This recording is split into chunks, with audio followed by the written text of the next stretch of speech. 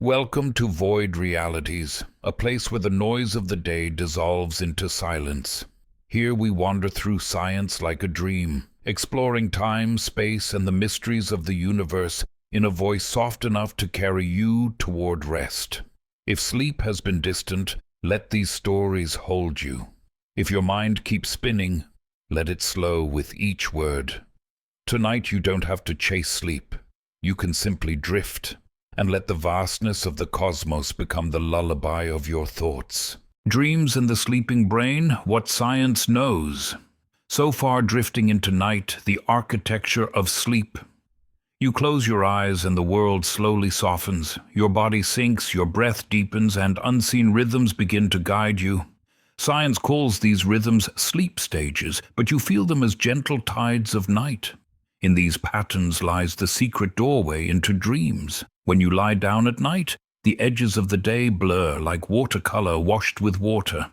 The noise of the world outside begins to fade, and you turn inward toward a quieter landscape. This is the beginning of your nightly journey, a journey not measured by footsteps or miles, but by shifts in rhythm, chemistry, and the steady flow of your breath. Sleep is not one long plunge into stillness. It is an intricate dance, a carefully orchestrated architecture that unfolds in stages, each one with its own purpose, its own character, its own gentle whisper to the body and mind.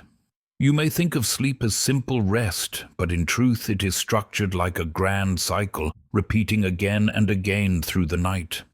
Scientists call these cycles the architecture of sleep, a phrase that feels as delicate as it is precise. Like a cathedral built of silence or a temple woven from waves of brain activity, your sleeping mind follows a pattern that carries you deeper, then lighter, then deeper again. The first step into sleep is fragile. It begins with drowsiness, that familiar sensation when your eyelids grow heavy and your thoughts lose their sharp edges. You may notice your mind drifting into fragments of dreamlike images, flashes of color, odd sentences, the sudden jerk of a limb as though you were falling. Science names this stage N1, the lightest phase of sleep. In these first minutes, your brain is still half attentive to the outside world. A sudden sound could wake you, and yet inside something is already shifting. The thrum of alpha waves, those gentle pulses of an awake but restful mind, give way to slower theta waves, softer, more meandering, like ripples on a pond at dusk. Then, almost without noticing, you slip into N2, the second stage of sleep, which fills nearly half of your night. Here, the outside world fades further. Your body temperature drops slightly, your heartbeat slows, and your muscles release their grip on the day. In this stage, your brain creates curious bursts of activity called sleep spindles, brief surges of oscillations that flicker like sparks in the dark. Scientists believe these spindles help shield your mind from outside disturbance, protecting your slumber, as if drawing a curtain against the noise of life. Alongside them, sudden flashes called K-complexes ripple across your brainwaves, large, singular spikes that may serve as guardians, deciding which external sounds should wake you and which may be ignored. From here, the tide pulls you deeper still, into N3, what researchers often call slow-wave sleep or deep sleep. This is the realm of the body's most profound rest, a kind of nightly repair workshop. Your brain now generates slow, high-amplitude delta waves, long rolling signals like ocean swells moving in unison. In this stage, growth hormone is released, helping cells restore themselves, healing tissues, and strengthening your immune system. Your blood pressure lowers, your breathing deepens, and your body finds refuge in this restorative stillness. If someone were to wake you now, you would likely feel disoriented, heavy, as if tugged too soon from the depths of water. Yet it is here, in these deep, dark currents of sleep, that your body does much of its quiet healing. And then, almost like a secret hidden within the cycle, comes a stage unlike the others, REM sleep, short for rapid eye movement. Your body lies nearly paralyzed, yet your brain ignites with activity as if awake again. Your eyes flicker behind closed lids, chasing invisible visions. This is the landscape of dreaming, the theater of the night. Memory, imagination, and emotion mingle here in vivid performances, stories spun from the threads of your waking life and stitched into new, surreal patterns. Scientists still debate why REM is so rich with dreams, but many suspect it is where your brain weaves meaning, organizes emotion, and rehearses the art of being alive. This cycle, N1, N2, N3, and REM, is not a straight line. Instead, it repeats in loops of about 90 minutes each, circling again and again through the night. You drift lightly, sink deeply, rise into dream, and begin again. In an average night's rest, you may complete 4, 5, or even 6 of these cycles. Each one changes as the night progresses. In the first half, deep sleep dominates, giving your body the restoration it needs. In the second half, REM takes over, filling the later hours with longer and more elaborate dreams. To picture it, imagine the ocean at night. The surface is touched by moonlight, calm but ever shifting. Beneath it, currents move in patterns, some slow, some quick, all connected. Your sleep is like this ocean, with its tides of depth and its shimmering surface. Science provides the map with its stages and waves and cycles. But your experience is more intimate, the feeling of drifting, the sense of being carried, the surrender to something larger than thought. The architecture of sleep is not built of stone or wood, but of biology, chemicals that rise and fall, signals that ebb and flow. Melatonin, secreted by the pineal gland, guides your body into night, lowering temperature and preparing your cells for rest. Adenosine, that quiet molecule of sleep pressure, builds up during your waking hours and dissolves as you sleep, leaving you refreshed by morning. Even your circadian rhythm, that ancient clock aligned to the turning of the earth, whispers instructions to every cell, telling them when to rest, when to repair, when to dream. What makes this architecture so remarkable is its universality.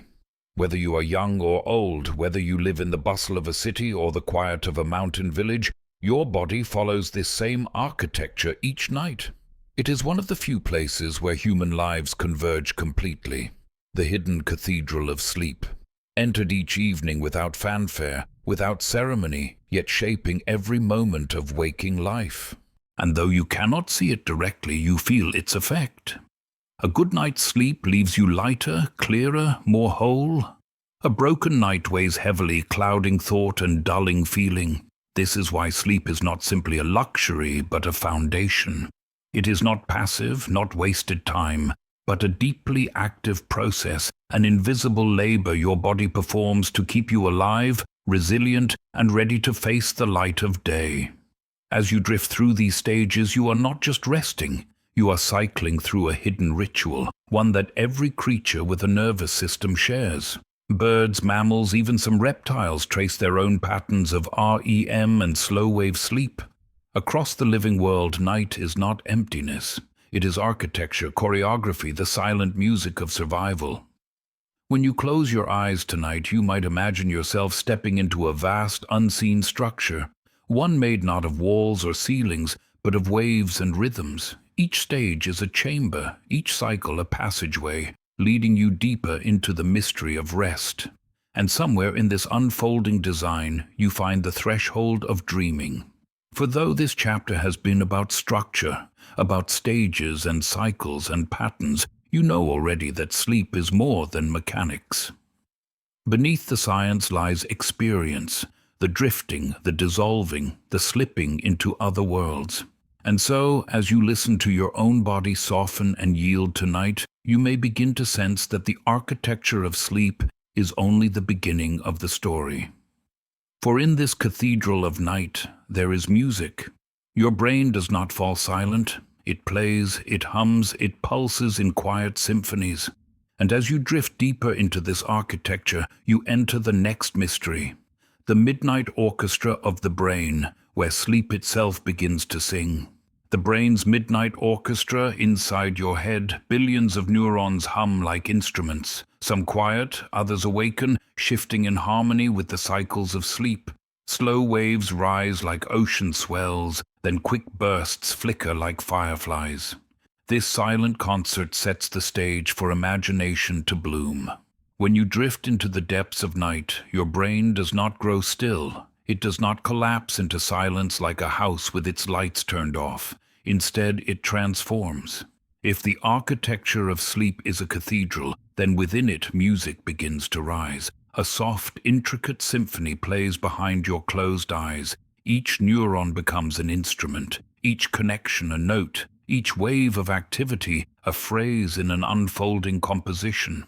This is the brain's midnight orchestra, a concert that plays only when you surrender to sleep. Imagine standing before a vast symphony hall. Billions of tiny players sit inside, each one a neuron, delicate and precise. In waking life they are frantic, busy, each striking their notes in rapid-fire chatter. But at night, their tempo shifts. They begin to play in slower harmonies, their rhythms aligning with the stages of sleep. If you could listen in, you would not hear the sound of music as we know it, but something deeper. Waves of electrical activity, flowing and retreating like tides upon an invisible shore. In the early stages of sleep, these waves are gentle. Theater rhythms rise a little slower than the waking mind, like the first quiet measures of a lullaby. They come in light pulses, swaying as if coaxing you further inward. These are the opening notes of the orchestra, not yet deep, not yet dramatic, but essential for guiding you towards stillness.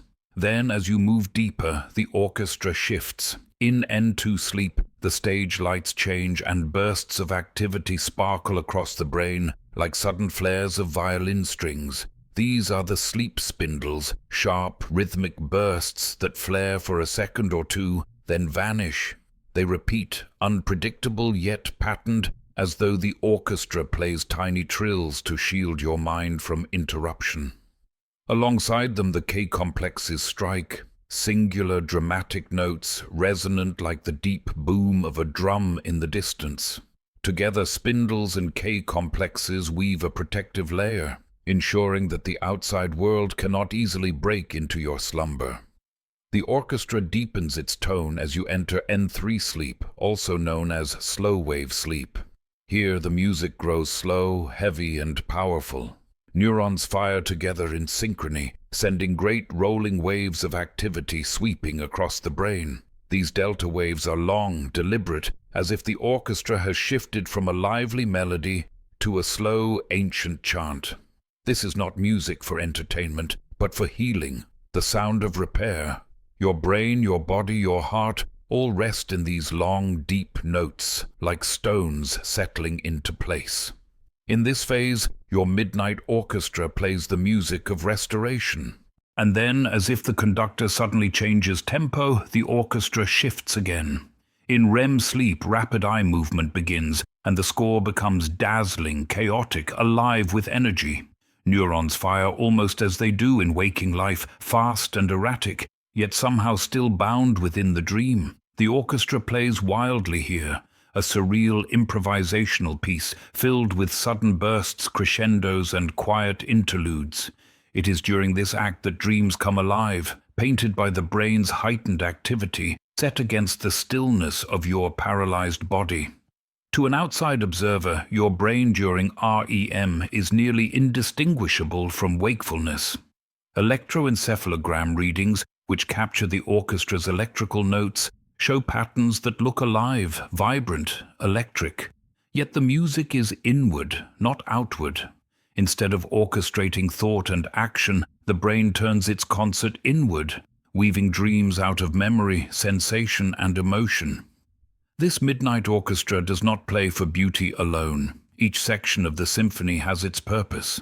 Sleep spindles may strengthen memory, locking in lessons and skills from the day. Delta waves may restore balance, cleansing the brain of waste products, sweeping away the chemical remnants of thought. REM activity may allow the mind to rehearse scenarios, process emotions, and bind fragments of experience into meaning.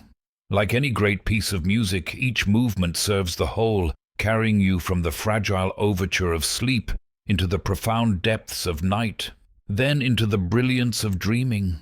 You may wonder how this orchestra keeps time. Who conducts it? The answer lies deep within your brain in a region called the suprachiasmatic nucleus, a cluster of tiny cells above the optic nerves. This is your circadian clock, your body's master conductor. It listens to the cues of light and darkness, synchronizing the orchestra to the Earth's rotation. It sends its timing signals to the pineal gland, which releases melatonin, guiding the body gently into night. With each breath, each heartbeat, this conductor keeps the orchestra steady, aligned with the natural rhythms of the world. And though this is science, you experience it as feeling. You feel the weight of your body soften as the deep notes rise. You feel the strange flickers of half-dream images as spindles dance across your brain. You feel the vivid rush of dreams as REM explodes into color. The orchestra plays not only for survival but for you, shaping your nights into experiences, weaving science into sensation, and carrying you on tides of soundless music. Consider how universal this concert is. Every night across the globe, billions of humans lie down and enter this same orchestra. Infants, elders, lovers, wanderers, all submit to the same symphony. Even animals play their variations. Birds with their short bursts of REM, dolphins with one hemisphere awake while the other sleeps, cats curling into deep, luxurious cycles of slow waves and dream-filled flickers. The music of sleep is a language spoken across species, a rhythm as old as life itself. It is easy to forget this. In waking life, we often treat sleep as empty, unimportant, something to be minimized or conquered. Yet to listen to the brain's midnight orchestra is to recognize its necessity. Each note serves you. Each movement restores you. The music does not stop simply because you are unaware. It plays faithfully, night after night, keeping you alive, balanced, whole. And so, when you lie down, you might imagine the orchestra preparing. The stage darkens, the instruments tune, the conductor lifts a hand. Slowly the first notes rise, the theta waves, the spindles, the delta chants, the vivid rush of REM. You may never hear it directly, but you feel its effects with every refreshed morning, every sharpened memory, every soothed emotion. This symphony is not finished in a single night. It repeats cycle after cycle until the dawn. Each movement is different, each passage unique, yet together they form a whole that keeps you alive. You are the listener, the audience, and the beneficiary of this concert, though you hear it only in whispers and dreams. And somewhere within this orchestra lies a secret, a stage dedicated not only to rest, but to imagination. For in the rapid eyes, the erratic rhythms, the blazing activity of REM sleep, the orchestra shifts into something extraordinary. It becomes not just the music of the night, but the theater of the mind. The orchestra grows restless, its notes bright and flickering.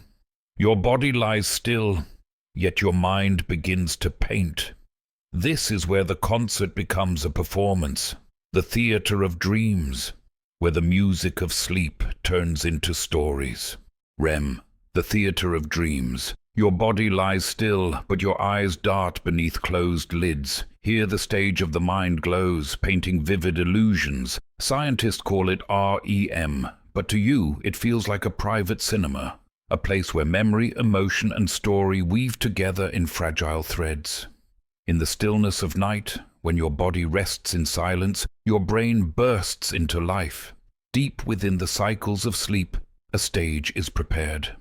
The lights flicker on, but not in the waking world. They rise behind your eyelids where your eyes, though closed, begin to dart back and forth as though following an invisible play. This is REM sleep, rapid eye movement, a paradoxical state where your body is quiet, yet your mind ignites with activity. Here you enter the theater of dreams. Imagine a grand stage inside your brain. The orchestra from the previous chapter continues to play, but now the music becomes unpredictable, vibrant, improvisational. The curtains rise and vivid images flood the scene. Characters appear without invitation. Settings shift without logic. Stories unfold in ways that would bewilder you in daylight. Yet here they feel natural, inevitable, even profound. This is not a stage you control. It is one that writes itself each night, a theater that performs for you and through you. Scientists have long been fascinated by this paradox. During REM sleep, your brain's activity resembles wakefulness. Neurons fire rapidly, especially in regions tied to emotion, memory, and vision.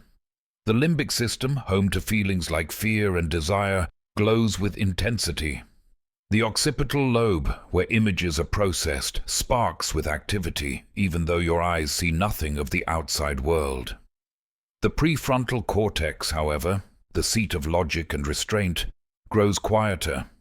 This imbalance creates the dream's unique texture, emotional, visual, often wild yet unbound by rational structure.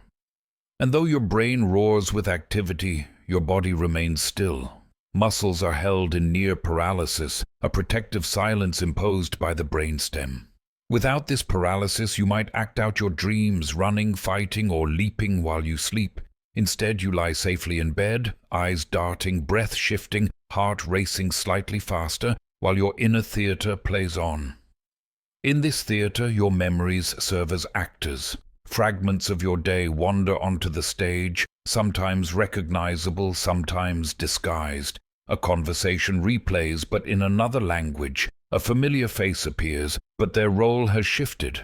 These fragments mix with older memories, sometimes reaching back decades, as if your mind is rummaging through its archive, searching for material.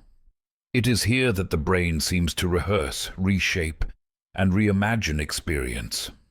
Some researchers believe this is REM's purpose, to process memory, weaving the threads of the day into the fabric of long-term storage.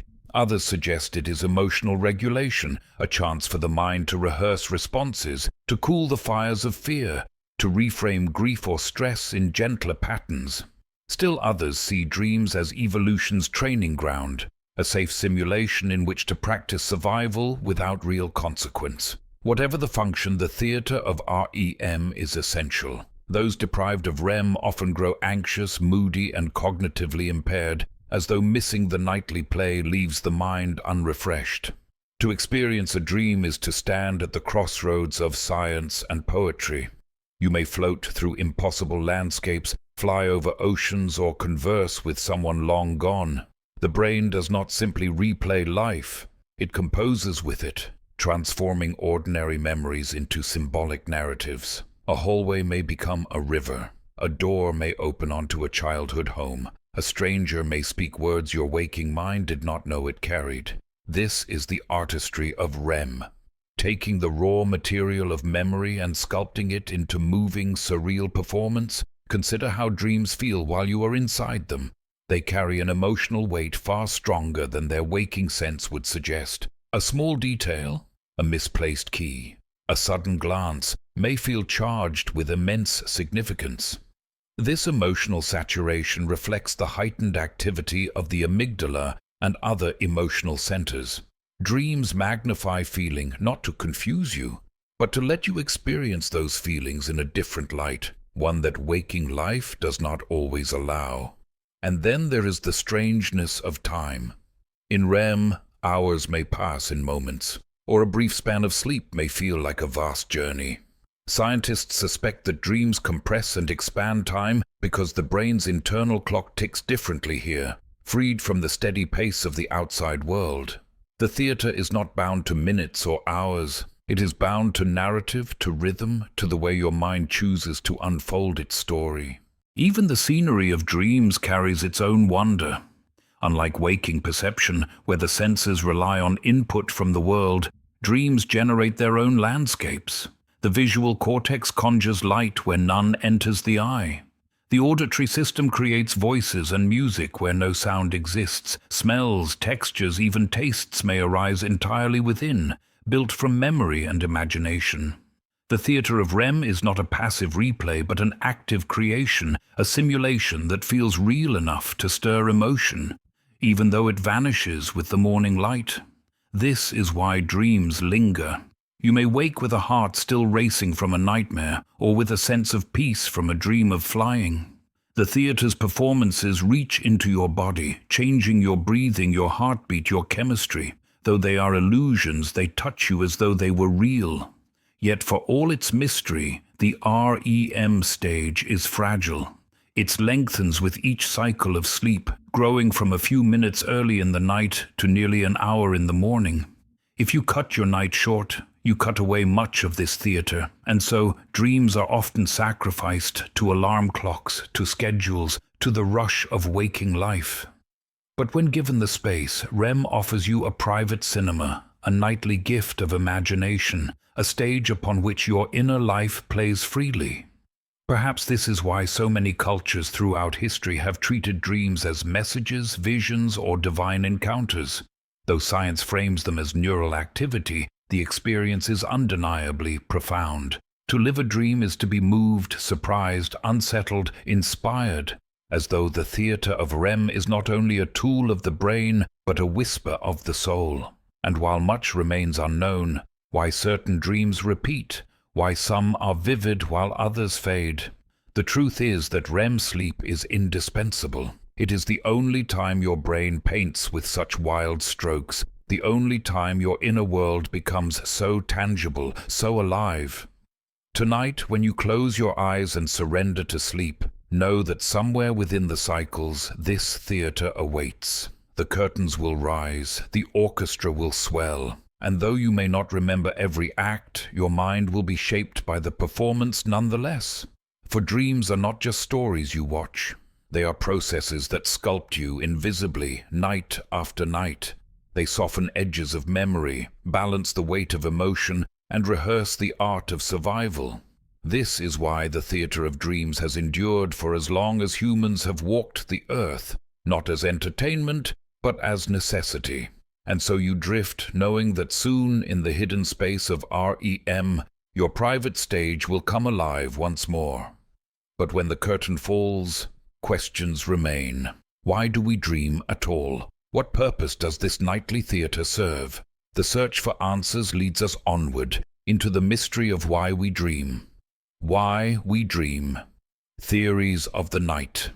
Do dreams heal? Do they teach? Do they protect? Theories abound, rehearsals for life, cleaning for memory, or whispers of chaos. Science searches, yet mystery lingers like mist. Still each night you return to their quiet embrace. You wake from a dream and wonder, why?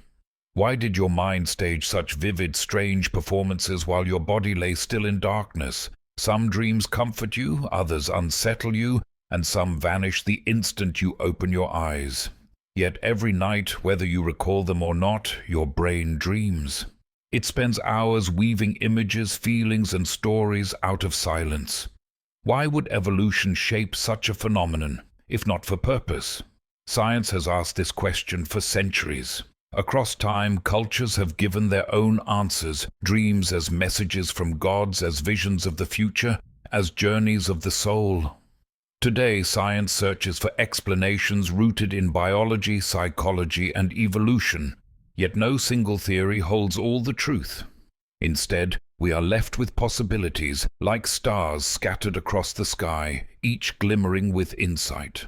One of the most enduring theories suggests that dreams serve as a kind of memory rehearsal. Throughout the day, your brain absorbs countless fragments, words, faces, emotions, movements. By night, these fragments need to be sorted, stored, or discarded. Dreams may be the brain's way of replaying experiences, strengthening some memories while letting others fade. It is as though your mind is a library, and dreams are the quiet librarian, shelving books in order, dusting forgotten pages, deciding what is worth keeping and what can be returned to the dark.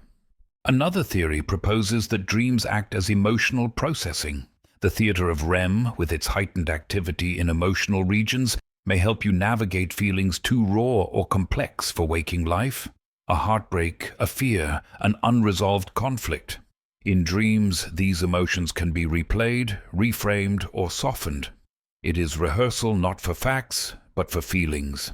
Night after night, your mind may be offering you a gentle form of therapy, allowing your heart to heal in ways that conscious thought cannot. Still others view dreams as practice for survival. This is known as the threat simulation theory. born from the idea that dreams allow us to rehearse danger without consequence.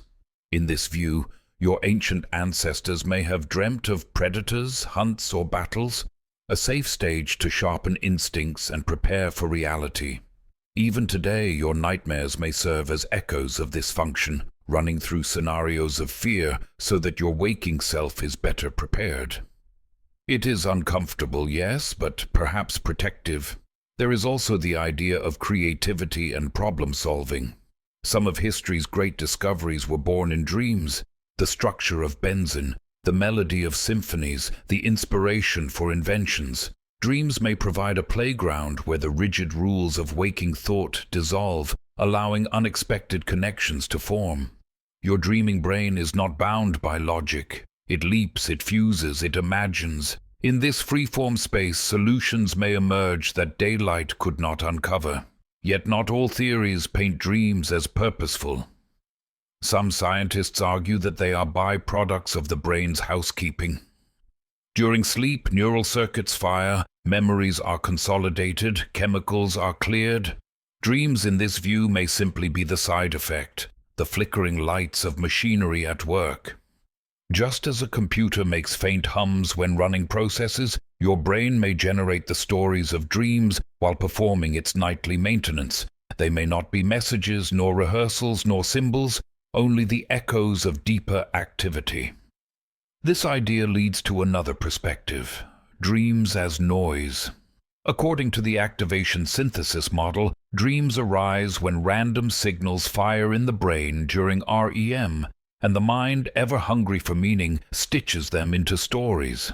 In this view, dreams are not planned plays but improvisations. Your brain receives scattered notes and it composes a song even if the notes were never intended to harmonize. Meaning is not given, it is created.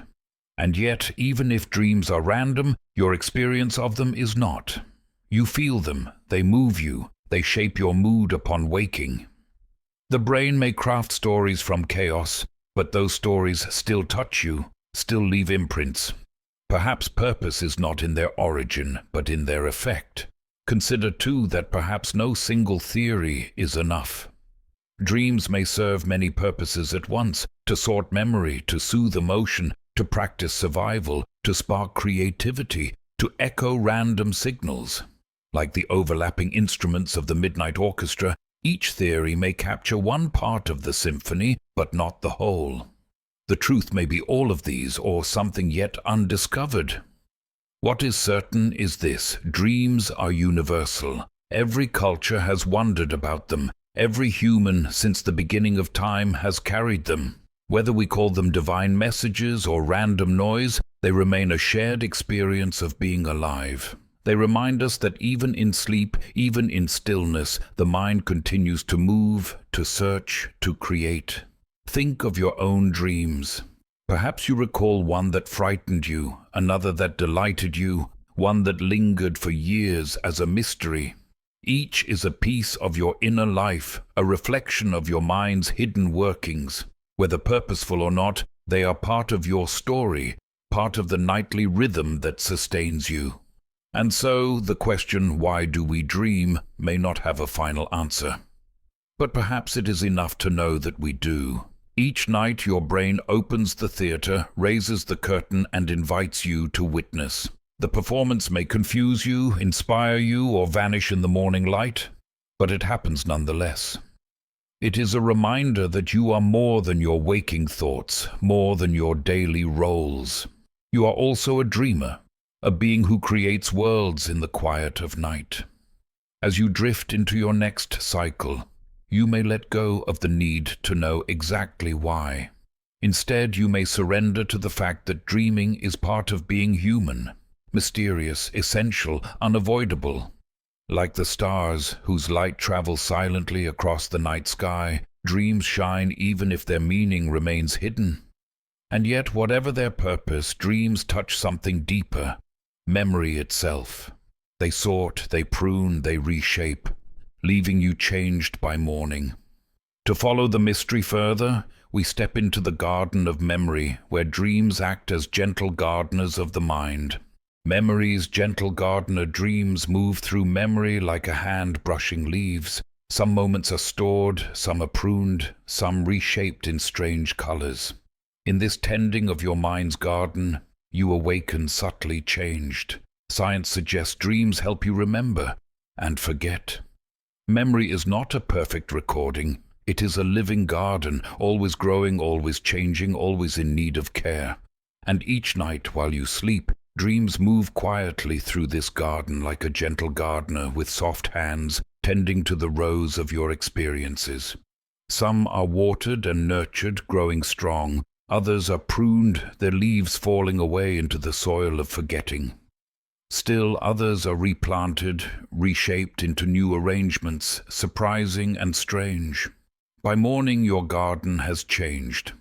You awaken as someone subtly different than the one who lay down to rest. Science suggests that dreams play an intimate role in this tending. During the day, your brain collects an overwhelming flood of impressions, sights, sounds, emotions, words, choices. Some are important, others trivial, but all are written into your short-term memory, waiting to be sorted. Sleep provides the time and space for that sorting. In deep, slow-wave sleep, memories begin to consolidate, stabilizing fragile impressions. In REM sleep, dreams may take those memories and weave them into stories, linking them to older knowledge, giving them context, making them easier to retrieve later. Think of the gardener walking through at night. They do not save every leaf. Instead, they choose what to keep, what to reshape, what to let return to the earth. Dreams may act in the same way, rehearsing certain moments so that they become stronger. For example, studies show that practicing a skill, playing piano, memorizing words, learning a puzzle, is reinforced when followed by sleep. During dreams, your brain seems to replay these experiences as if rehearsing them in silence, planting them deeper in the soil. At the same time, forgetting is also part of the gardener's work. If memory kept every detail of your days, your mind would soon overflow, cluttered and heavy. Dreams may allow pruning, letting go of what is unnecessary, making space for what matters. This forgetting is not loss, but balance, the same way a tree sheds leaves so that it may grow again. Dreams also perform an act of transformation. Sometimes fragments of memory are reshaped, taken apart and rearranged into strange, dreamlike mosaics. You may see a face from one memory appear in the setting of another, or a conversation from years ago replayed in a new form. This reorganization may allow your brain to see connections that waking thought overlooked. In this way, dreams do not only store memory, they cultivate creativity. They cross-pollinate ideas, letting one memory fertilize another, so that new insights can bloom. You may recall a dream where a familiar place felt different, unfamiliar, or where an old friend appeared but spoke with another's voice. These odd rearrangements are not mistakes. They are the gardener at work, moving pieces around, experimenting with new patterns. By dawn, you may not consciously remember the dream, but the memory has been tended, linked, reshaped, given meaning. This nightly gardening extends to emotional memories as well. A painful experience may be replayed in softened form, stripped of some of its sharpness. Dreams can take the rawness of grief, fear, or stress and gently reframe it, allowing you to carry it differently by day. You wake lighter, though you may not know why. It is the gardener's touch, not erasing but soothing, helping you to live with what has been planted.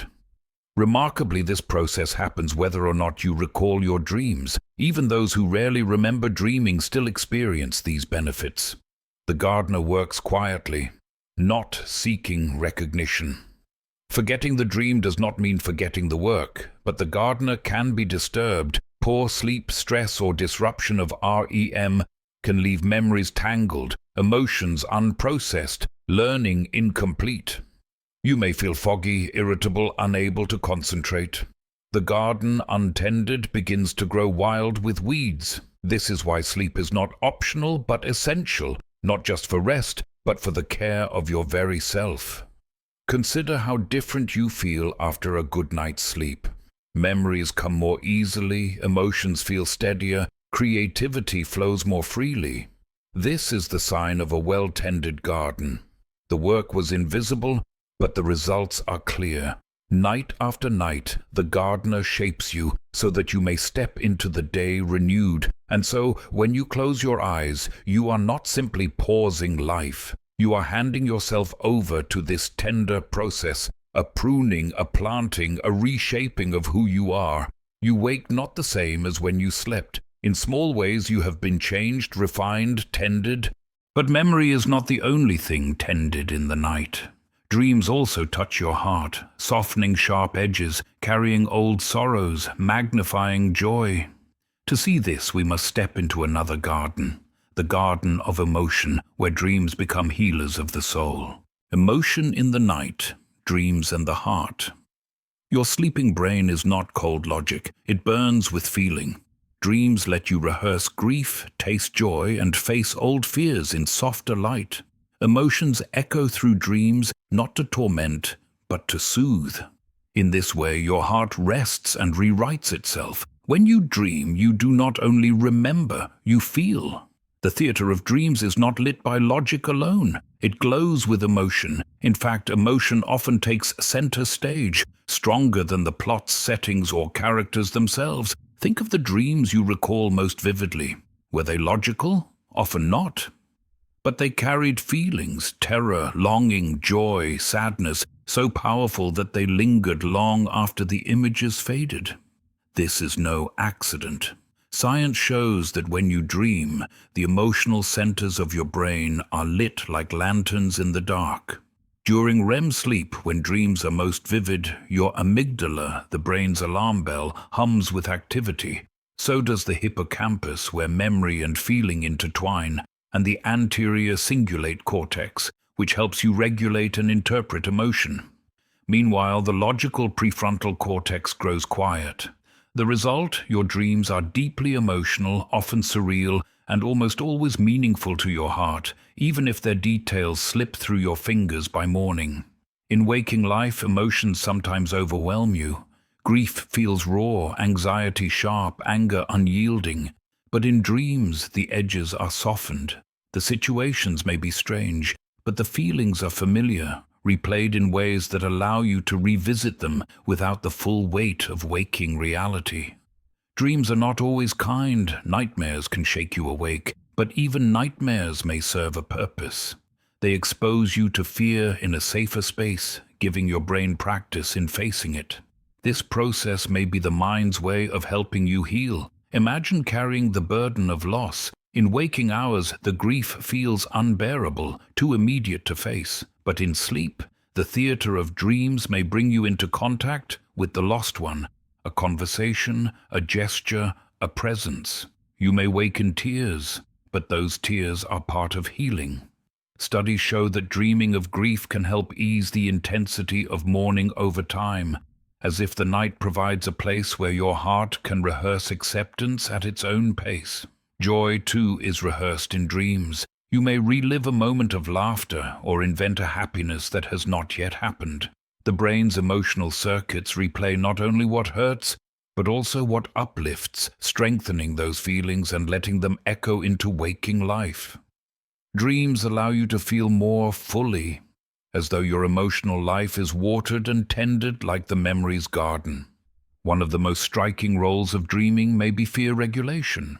Researchers have found that people who dream more vividly about fear often cope better with stress in waking life. Why?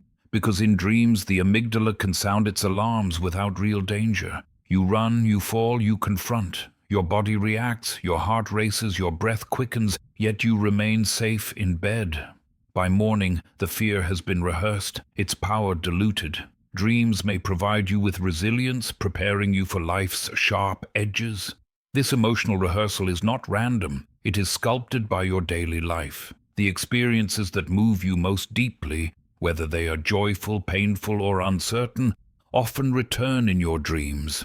They are replayed, reshaped, softened, or amplified, depending on what your heart needs. In this way, your dreams are a mirror reflecting not only memory, but also the state of your soul. Science shows this link most clearly when dreams are disrupted. People deprived of REM sleep grow irritable, anxious, unable to regulate their moods. Their emotions spill too easily, their patience thins, their resilience fades. It is as if the heart has not been given its nightly therapy, its time on the stage to process, to breathe, to let go. Sleep researchers sometimes call REM overnight emotional first aid, a phrase both scientific and tender. Even nightmares, frightening though they are, may be part of this emotional tending. They are the shadows in the theater, the darker performances, yet they too often echo waking struggles, stress, trauma, or fear, and may help the dreamer face them in fragments rather than all at once. Dreams, like healers, sometimes use intensity to release what you cannot face directly. And then there are the dreams that lift you, the ones that let you fly, the ones where love is rekindled, the ones that fill you with awe. These are not merely random pleasures. They may strengthen hope, creativity, and meaning in your waking life. They remind you that joy is as essential to survival as caution. Dreams rehearse happiness too, ensuring that you do not forget it. To understand dreams in this way is to see them as part of the body's emotional balance. Just as the heart must beat and the lungs must breathe, the mind must dream. Without this nightly tending, feelings remain jagged and unresolved. With it, you are given a chance each night to reframe, to heal, to soften. Think of your dreams as a quiet room where emotions come to sit with you. Some are loud, demanding your attention. Some are soft, like a whisper of joy. Some frighten you, some comfort you.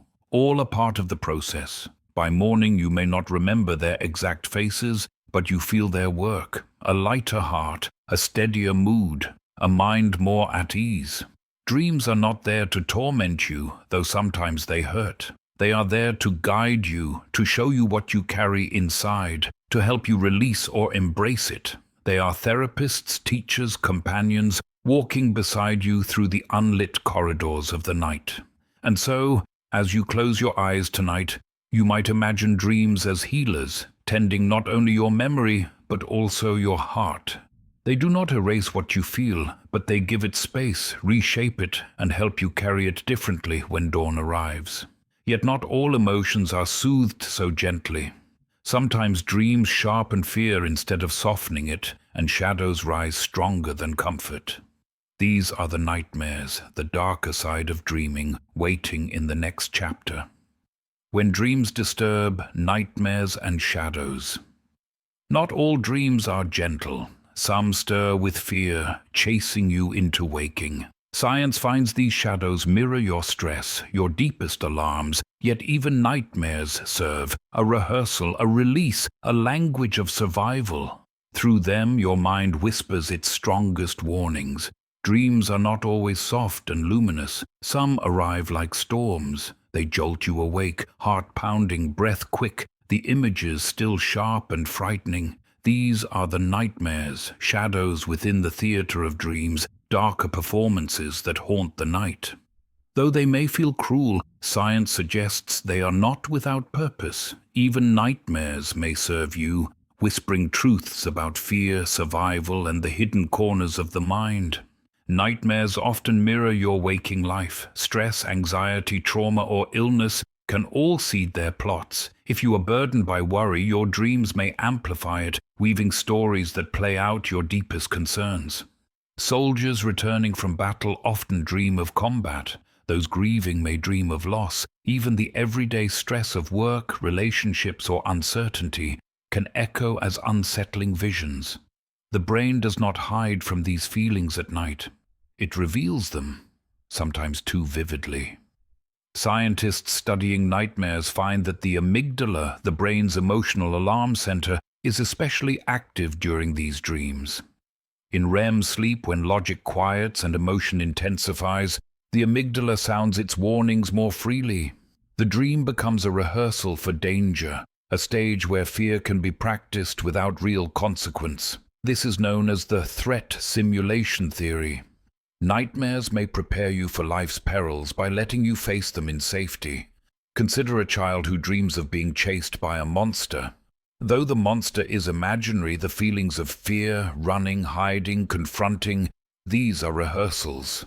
The child's brain is practicing how to respond to threat, strengthening the circuits of survival. In adults too, nightmares may reflect the instinct to prepare. They sharpen awareness as if the mind is saying, "Be ready.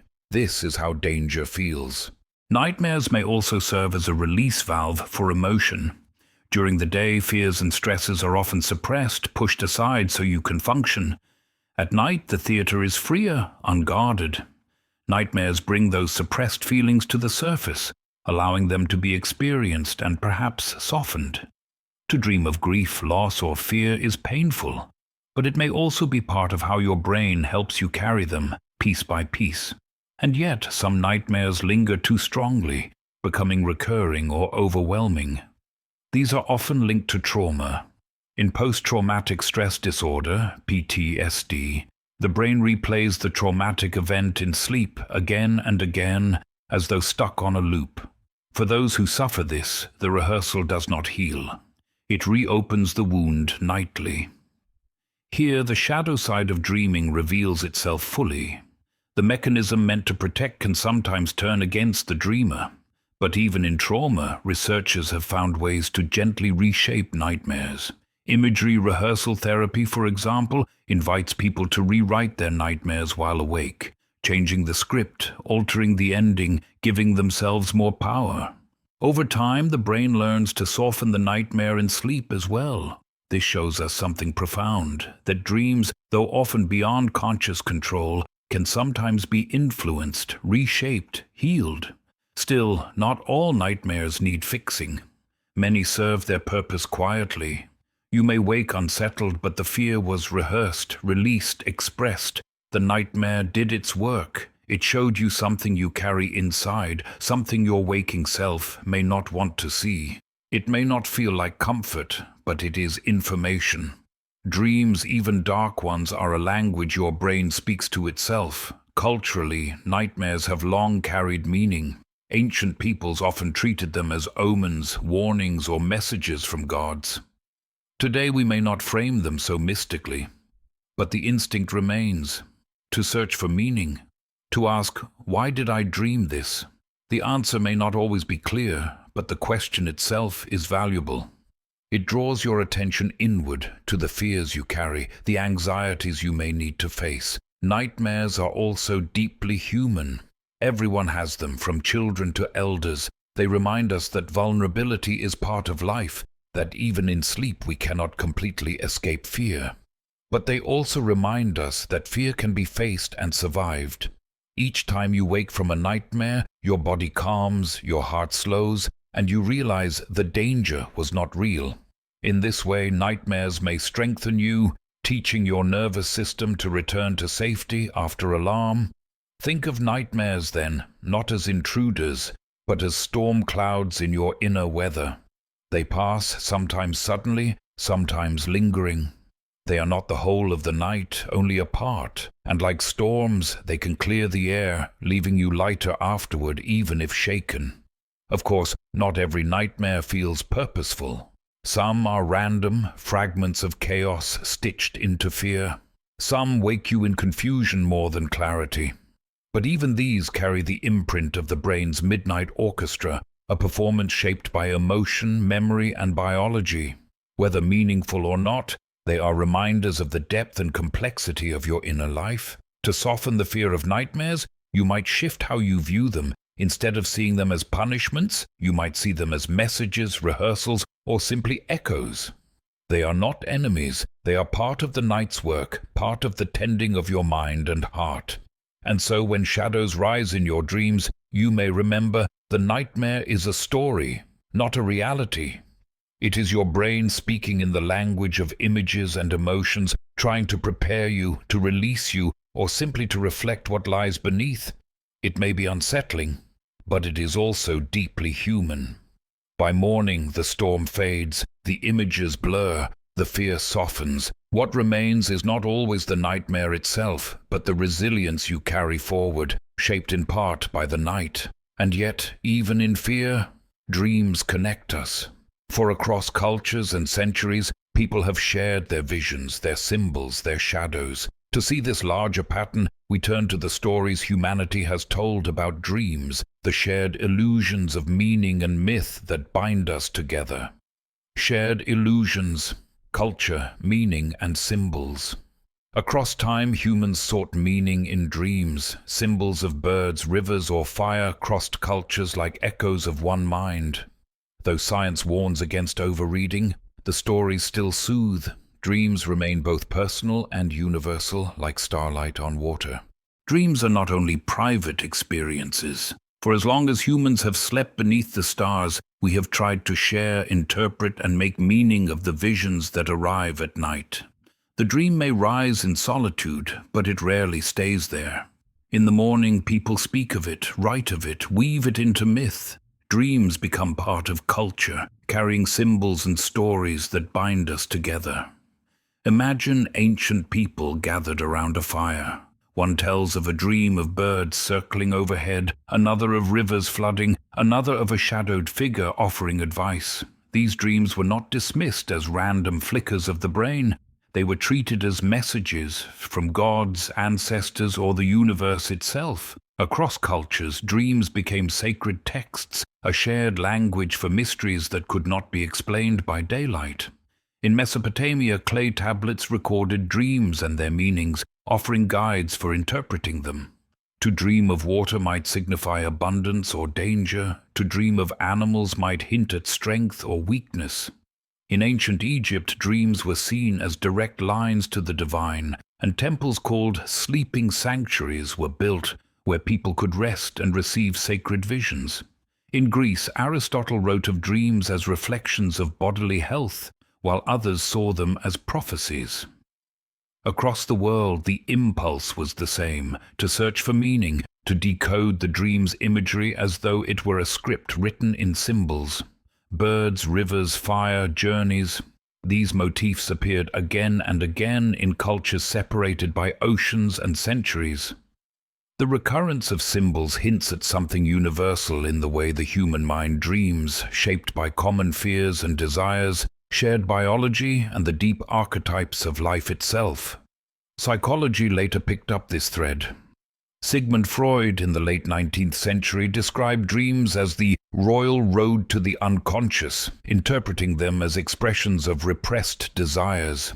Carl Jung extended this view, suggesting that dreams contain archetypes, images drawn not only from personal experience but from the collective unconscious of humanity. The wise old man, the mother, the hero, the shadow, symbols that appear in myth and dream alike, connecting us across generations. Science today is more cautious. Researchers warn that symbols in dreams are not universal codes to be deciphered. A river in your dream may not mean what it meant to someone in ancient Mesopotamia. It may simply reflect your own associations with water, calm, danger, flow, or fear. Dreams are highly personal, their meaning shaped by individual memory and context. To read them as fixed symbols is to overlook the richness of personal interpretation. And yet, the persistence of dream interpretation across cultures speaks to something profound: our need to find meaning in the mysterious. Even if science explains dreams as neural processes, the human heart continues to tell stories about them. We want our dreams to matter. We want them to guide us, to reveal hidden truths, to connect us to something larger than ourselves. Consider how often people today still speak of dreams as meaningful. A dream of flying may inspire courage. A dream of falling may reflect insecurity. A dream of a loved one may bring comfort. Even without strict symbolism, the feelings carry weight. In this way, dream interpretation lives on, not as science, but as shared storytelling. Dreams also bind us socially. To tell someone your dream is to share a piece of your hidden world. Friends may laugh, wonder, or reflect on it with you. Families may see patterns across generations. Communities may weave dreams into art, music, or ritual. Night then becomes not just individual, but collective, a place where the private mind touches the shared imagination of culture. It is striking, too, how often dreams influence art.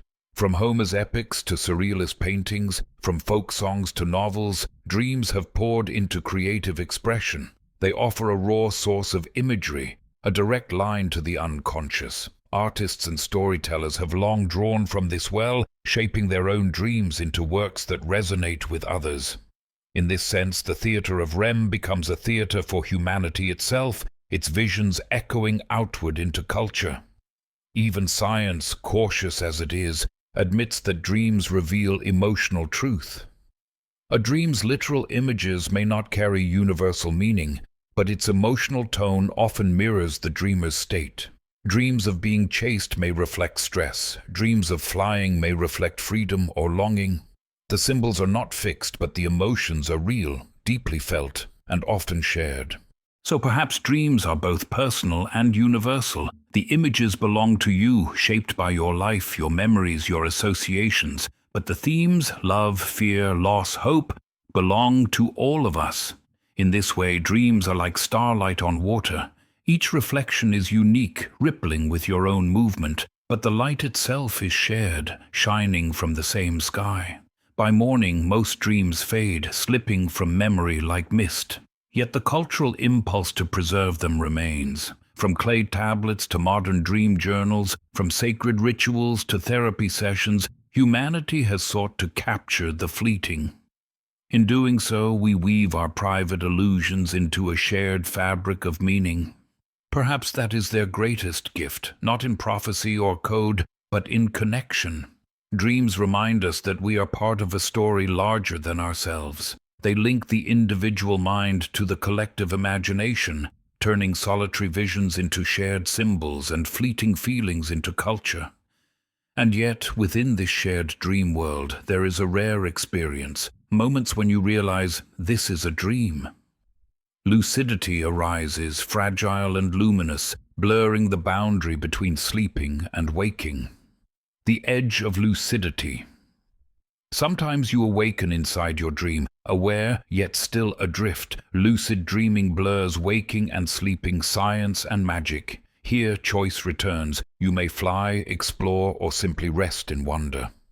A fragile state, like balancing on a wire between two worlds. Most nights dreams sweep you along like a river. You drift through scenes without question, believing the impossible, accepting the strange. A door opens into the ocean. A voice belongs to two people at once. You fall from the sky yet never hit the ground. In the theater of dreams, you rarely stop to ask, is this real?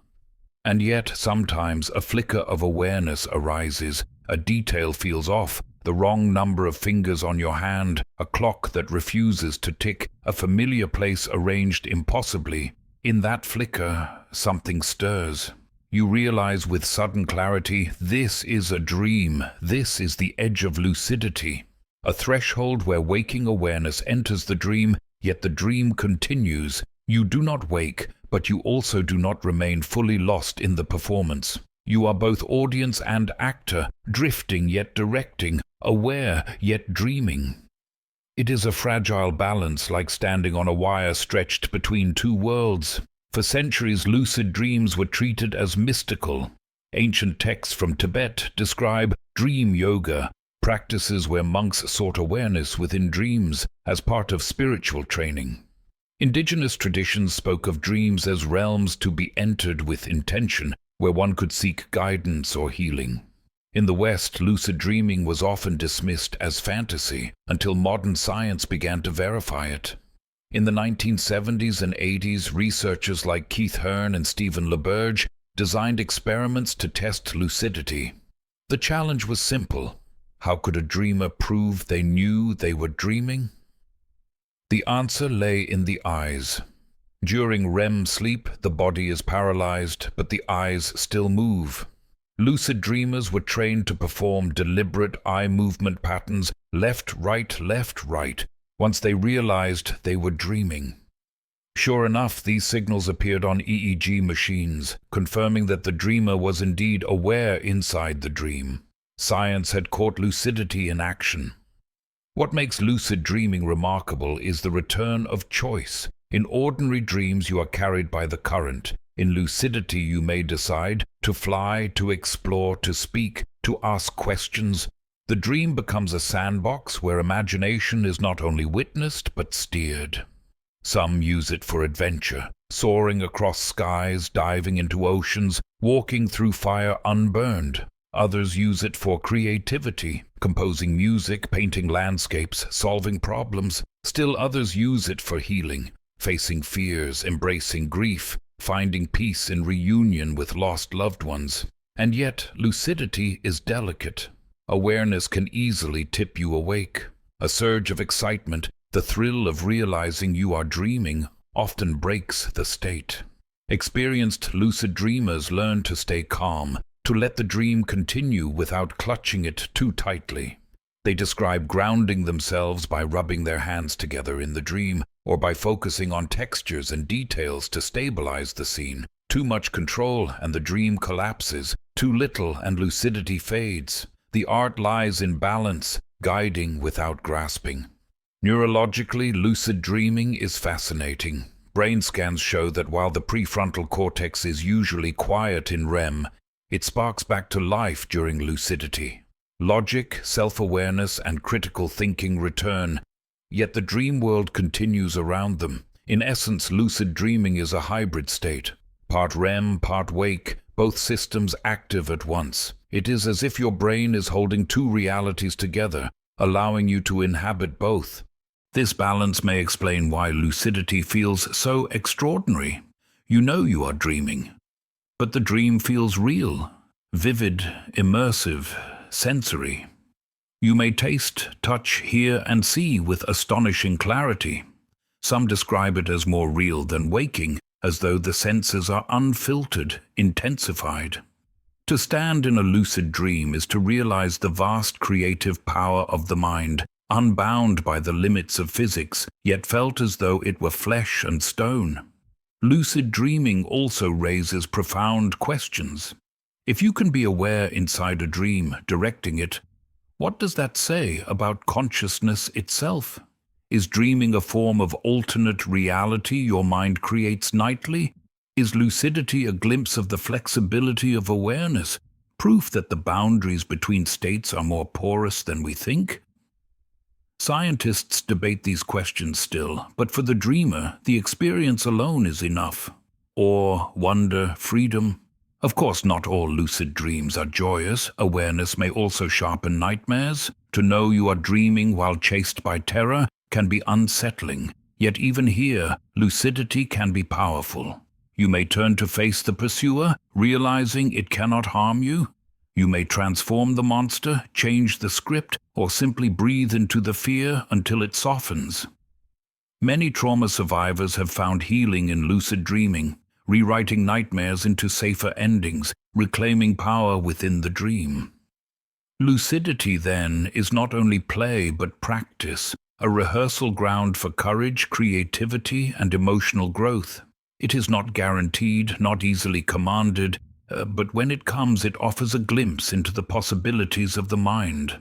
There are those who train themselves to enter lucidity more often. They keep dream journals, noting patterns that may tip them off, recurring places, symbols, or impossibilities. They practice reality checks while awake, looking twice at clocks, counting fingers, asking, "Am I dreaming?" The habit may carry into sleep, sparking awareness at the right moment. Some use meditation, setting intentions before rest, holding the thought, "Tonight I will know I am dreaming." Still, even with practice, lucidity remains rare for most, and perhaps this is fitting. Dreams are not meant always to be controlled. They are gifts of mystery, performances that shape you in ways beyond choice. Lucid dreaming is a reminder not that you can command the night, but that you sometimes glimpse its workings, standing briefly on the edge where awareness and mystery meet. Think of it like wandering through a forest at night. Most of the time you walk with your eyes half shut, carried by instinct. But sometimes the moonlight shifts and you see the trees with clarity, their branches, their shadows, their endless depth. You realize you are dreaming, and for a moment you can choose your path. Then the light fades and the forest returns to its soft blur. Both states are part of the journey, so if you ever find yourself lucid in a dream, You might not rush to control it. You might simply pause, breathe, and marvel. To stand aware within a dream is to taste the boundless creativity of your own mind, to glimpse what lies beyond the ordinary edges of consciousness. It is rare, fragile, luminous, a reminder that even in the quiet of night, you are more vast than you imagine. And yet, lucidity is only one edge of dreaming, for beyond awareness lies disruption. Nights where sleep itself breaks, where cycles falter and rest grows fragile. To understand the whole of dreaming, we must also step into broken sleep. Broken sleep, disorders of dreaming. For some, dreams do not come softly. Insomnia, sleepwalking, and restless nights break the natural rhythm. Science studies these disruptions, revealing fragile ties between body and mind. Even in struggle, the night still holds lessons about being human. Most of the time, sleep unfolds like a tide, cycles rising and falling, dreams weaving themselves quietly into the night. But not everyone drifts so easily. For many, the rhythm falters, sleep does not come, or it comes only in fragments. Dreams may be jagged, terrifying, or absent. These are the disorders of sleep, reminders of how delicate the architecture of night truly is. To sleep well is to surrender. Yet for those with insomnia, surrender does not arrive. Instead, night stretches long, filled with restlessness. The body lies down, but the mind refuses to quiet. Thoughts circle endlessly, worries repeat, the minutes tick. Insomnia is not simply sleeplessness, it is a cycle of tension. The harder you try to sleep, the more wakeful you become, caught between longing and resistance. Science shows that insomnia often involves hyperarousal. The body remains on alert, even in darkness. Stress hormones linger, heart rate stays elevated, the nervous system hums as though still facing the demands of day.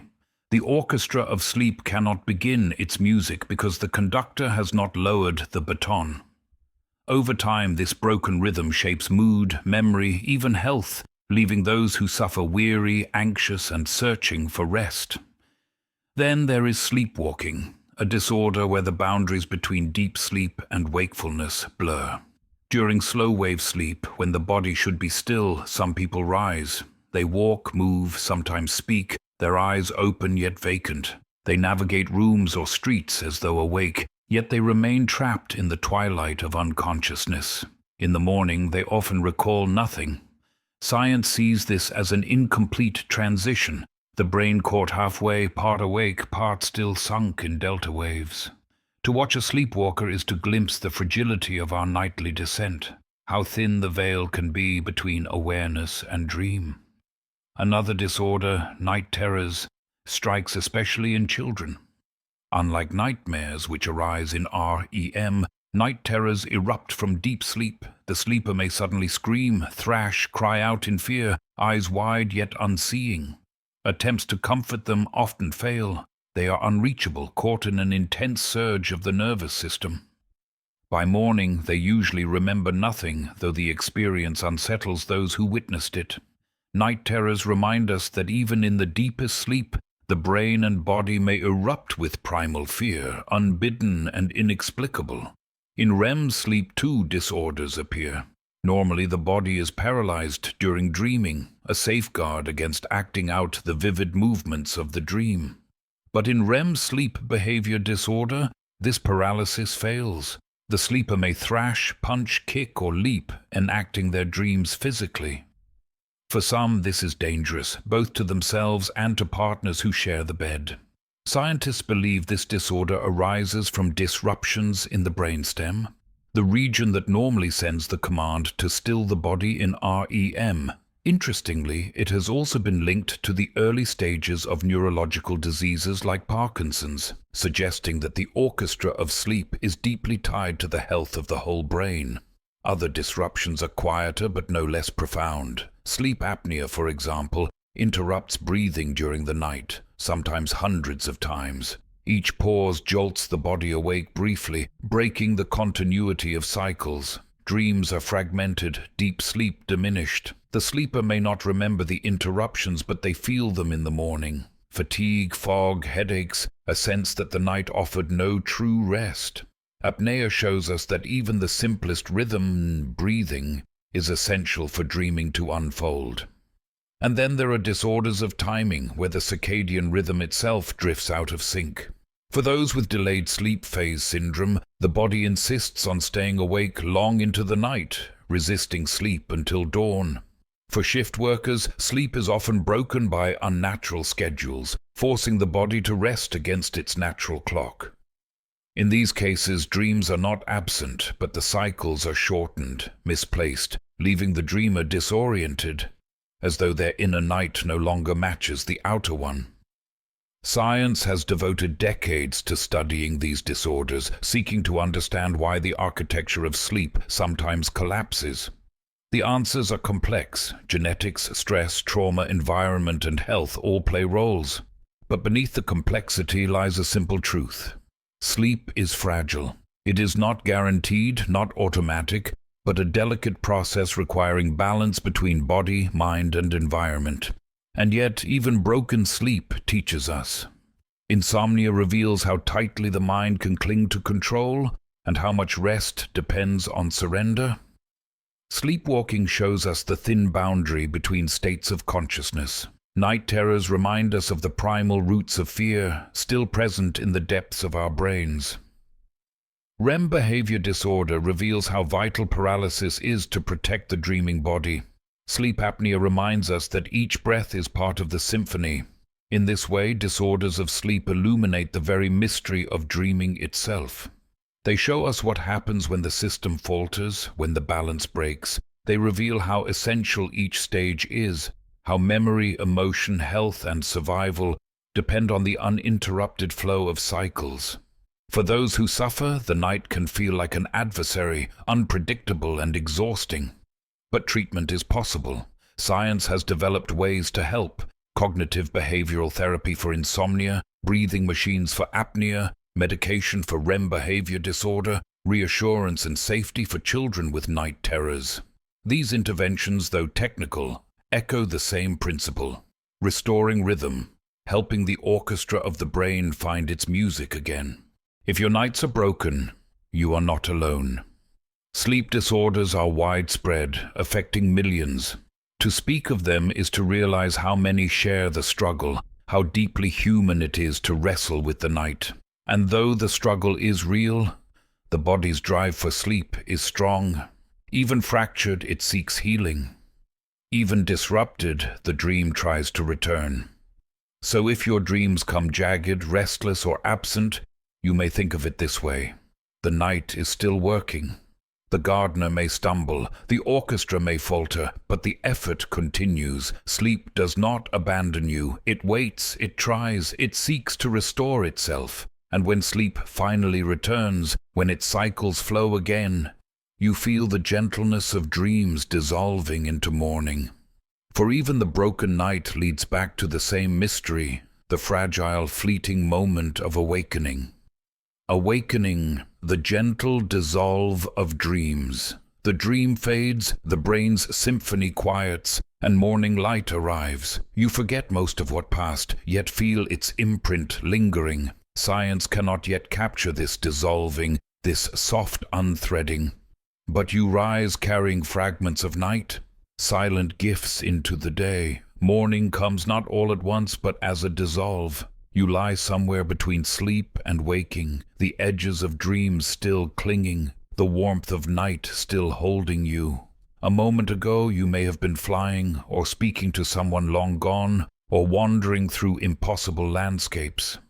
Now the light presses gently through your eyelids, and the dream begins to loosen its grip. This in-between place is delicate.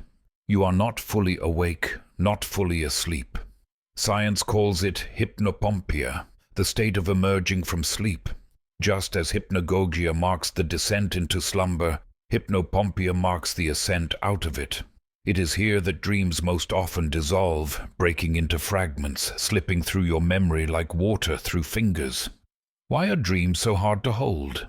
Part of the answer lies in the brain itself. During sleep, especially in REM, your brain is alive with imagery and emotion, But the hippocampus, the region responsible for transferring experiences into long-term memory, is less active. The theater is vivid, but the recording system is faint. When you wake, the fragile patterns of the dream are not properly stored. Unless you catch them in those first moments, they vanish. And yet, even forgotten dreams leave traces. You may not recall the plot, but you carry its tone. You wake lighter, calmer, unsettled, or inspired, shaped by the dream without needing to remember it. This is part of the mystery. Dreams do their work whether you hold them or not. Their imprint lives in your mood, your creativity, your emotional balance, quietly guiding your day. Think of awakening like surfacing from water. Beneath the surface, you are immersed in currents of memory, emotion, and imagination. As you rise, the pressure changes. Sounds sharpen, light returns, the body stirs. The waterline is crossed, and suddenly you are breathing air again, though drops of the dream still cling to your skin. Some you can brush off into memory. Most evaporate before you can name them.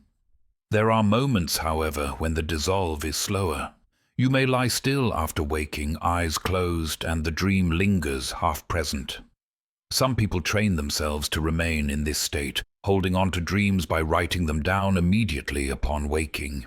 Dream journals used for centuries are ways of catching the fragments before they fade. By doing so, you extend the dissolve, giving shape to what otherwise vanishes. Science supports this. Those who record dreams regularly remember them more often, strengthening the bridge between night and day. Awakening also carries physical shifts. As your brain moves out of REM, the paralysis of dreaming lifts. Muscles regain tone, breathing steadies, heart rate adjusts. Hormones begin their morning rhythm. Cortisol rising to help you feel alert. Melatonin fading as light signals your body to wake. These transitions are subtle but profound, aligning your inner orchestra with the outer world of daylight. For some, the dissolve is peaceful. For others, it can be jarring. Sleep inertia, the grogginess after waking, reflects the brain still climbing out of deep stages, still shaking off the heavy waves of slow sleep. This inertia may last minutes or hours, depending on when you woke and how well your cycles were completed. It is a reminder that awakening is not a switch but a process, a slow unthreading of the night. Culturally, awakening has always been rich with meaning. Many traditions treat the moment between dream and day as sacred, a liminal space where insight may slip through. In some cultures, people share their dreams each morning, treating them as messages worth carrying into the day. Even in modern times, we sometimes wake with a phrase, an image, or a feeling that stays, an invisible companion through waking hours. The gentle dissolve of dreams also raises questions science cannot fully answer. Why do some dreams persist, etched for years, while others vanish in seconds? Why do certain images cling with vivid detail, the color of a bird's wing, the sound of an unfamiliar voice, while the rest disintegrates? Researchers suspect it has to do with emotional intensity, with novelty, with the way the dream aligns with waking concerns. Yet mystery remains, reminding us that dreaming is not only mechanical, but also deeply human, resistant to complete explanation. And perhaps that is part of the beauty, that not everything survives waking. If every dream clung, we might be overwhelmed. Forgetting may be a kindness, allowing the night to do its work quietly, leaving only what we need to carry forward. In this way, the dissolve is not loss, but grace, a letting go that protects the balance between night and day. Still, there are dreams that do not dissolve so easily. Some remain like stones in the pocket, carried for years. They return in memory, in art, in sudden associations. A dream of childhood, a recurring landscape, a figure who visits again and again. These enduring dreams suggest that some part of the theater is chosen to remain, woven into the fabric of who you are. Science may call this memory consolidation, but to you it feels like mystery, as if the dream itself asked to stay. So each morning as you awaken, you carry both loss and gift. You lose the intricate performance of the night, but you gain its quiet imprint. You rise with moods shifted, insights sparked, burdens eased or revealed. You step into daylight changed in ways you cannot fully name. Awakening, then, is not only an ending but a threshold. The curtain falls on the theater of dreams, but the performance continues in the background, shaping your day in silence. The dissolve reminds you that the mind is always moving, always bridging inner and outer worlds. To awaken is to return, but also to carry a trace of where you have been. And yet the mystery lingers. If dreams dissolve so quickly, might science one day catch them, record them, replay them, study them in full? The horizon of morning invites us forward into the future of dream science, where humanity reaches to capture what has always slipped away. The future of dream science. What if one day we could record dreams like films? Neuroscientists already glimpse dream images through brain scans. The mystery remains vast, yet hope glimmers on the horizon. Perhaps the night still has secrets to whisper that science cannot yet hear. For most of human history, dreams were fleeting. They rose in the night, vanished with the dawn, and left only fragments behind. People recorded them in journals, carved them into clay, wove them into myth. But the dreams themselves remain beyond capture, dissolving like mist. Yet today, science begins to reach toward a possibility once imagined only in fantasy. The possibility of studying dreams directly, perhaps even recording them. The field is called dream neuroscience, and it is young. Over the past few decades, researchers have used brain imaging, EEGs, and machine learning to peer into the sleeping mind. The results are astonishing. By mapping patterns of activity in the visual cortex, scientists can sometimes predict the rough content of a dream, whether it involves faces, landscapes, or movement. In some experiments, volunteers were woken repeatedly and asked to describe their dreams. The brain scans collected before waking were then compared to their reports, and over time, algorithms learned to link the neural patterns to imagery. The dream, once private, left a trace that could be read. It is not yet cinema. No machine can play back your dream as a film.